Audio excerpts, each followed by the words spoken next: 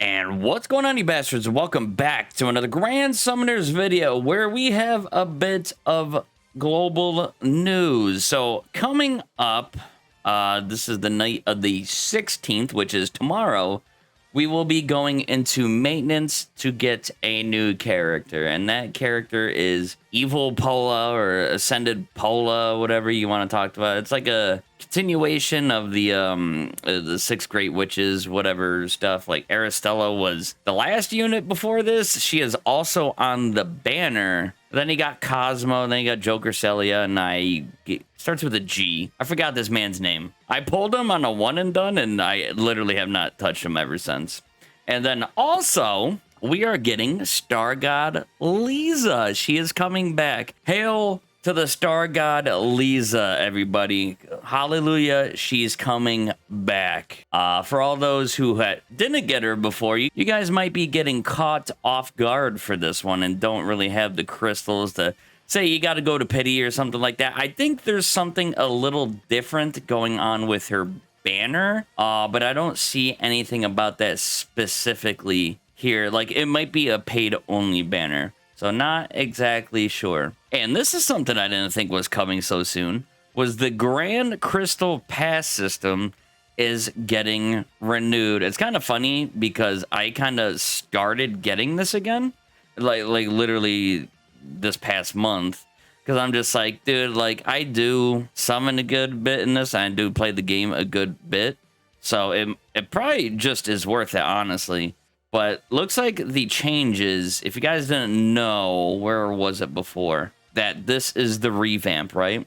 So you had the Crystal Pass, and then there's a Grand Crystal Pass. So this is kind of like a combination of like both or something like that. So you get the Crystal Pass, Grand Crystal Pass. You also get a daily large potion. But then on the Grand Crystal Pass, I think after the overhaul, you get doubled player EXP and unit EXP and Gren, and then you also get a change to the auto loop and auto advance. The cap goes to 100 from 30, which is pretty nuts, actually. Just imagine 100 runs going through. Like, that can save you a little bit of time, because I know if I'm just like goofing off playing other games and I'm just grinding on GS, you do your 30, you don't realize it for a little bit, you're like, oops, you know, you kind of waste some time, but it's not that big of a deal. Let's look at the logins right here. Yeah, nothing crazy for this one. There's some stickers going on and more about this update. So yeah, we get the auto loop and advanced limit increase. The overhaul, regular Crystal Pass added with free trial. Get an extra large potion every day with both passes. I was going to say, I don't even remember the regular pass being a thing. I'm going into the app and checking, but I think the Grand Crystal Pass was the only thing. But then they're actually creating this smaller pass, and you get a free trial of it, so you can, I don't know, get a little taste of all the extra, you know, a little bit of crystals that you'll get on the daily. And nullification barrier gauge added. Oh, okay. Wow. Yeah, so just looking at it, in-game, we only have the Grand Crystal Pass. And let's talk about her a little bit, because I really don't know what she does, besides she's probably the best poison status inflictor in the game, which can have its uses within the game, because, I don't know, it feels like everything else is like a chance to, and it, some of it, you know, the fights that involve poisoning take a long ass time, because, you know, it's random, right? So 6-star physical, 5-star heal, and 4-star defense or support. So pretty good slots. I mean, I could see, you know, limit breaking 7 her for the support slot. If you want to use expert LB stones on her, or if you're crazy in the head and you get dupes and you just throw them in.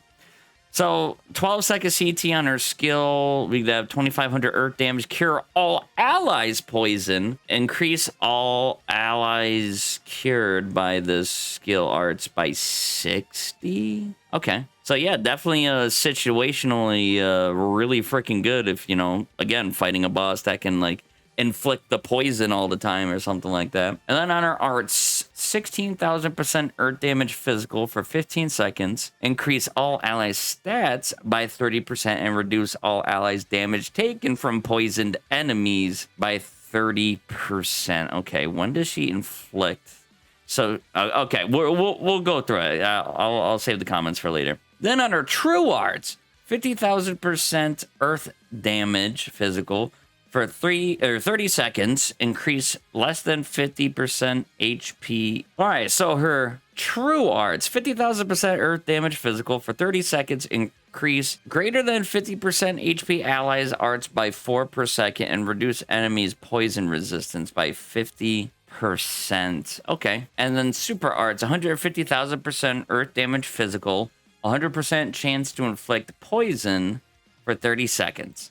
For 30 seconds, increase allies' physical damage with respect to how high own percent of HP is. Max 150%.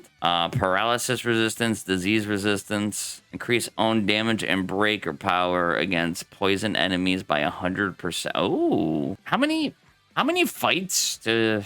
Huh. Okay. I mean, that could be pretty good. And her true weapon is Radical Sword. So 40-second CT, 6,000% earth damage physical, 70% chance to inflict poison for 12 seconds.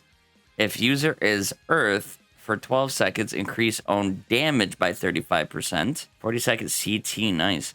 And when equipped by Evil Pola, increase own arts by 3 per second, does not stack, increase own attack by 5 per second. Okay, so she definitely is a really good unit for inflicting poison and then increasing the damage that poison enemies are taking and whatnot. Or rather, your team takes less damage from the poisoned enemies. How do I feel about her, right? Because, like, this cures all poison and those annoying fights that... I mean, I don't know too many fights that do inflict the poison. The one that just comes to mind for me is the Earth Summoner's Road. There are some assholes that do that, or an asshole, maybe. So you got, like, a 12-second, like, cleanse, but only for poison. And then you can increase their arts by 60, which is pretty huge. Her art seems pretty good. You know, increase the stats. That by itself is pretty handy. Then reducing all allies' damage taken from poisoned enemies.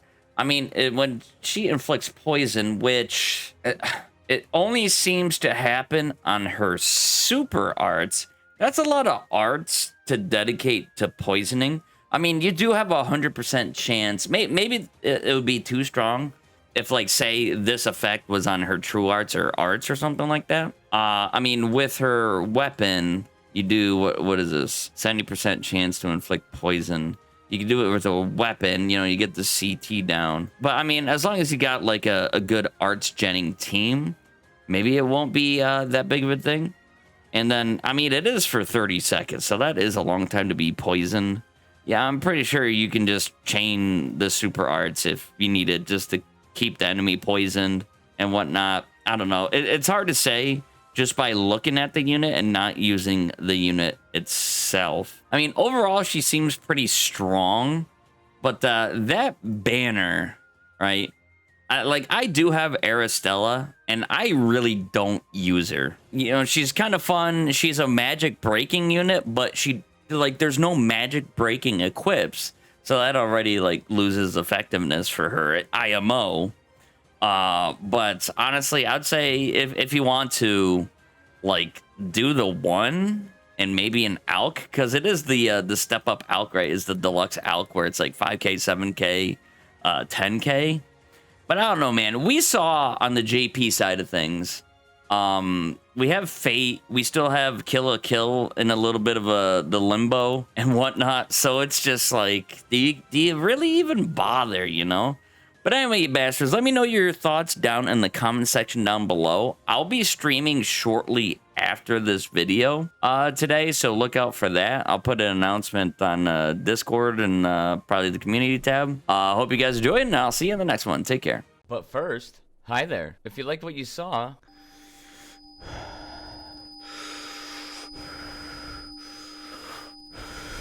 thank you.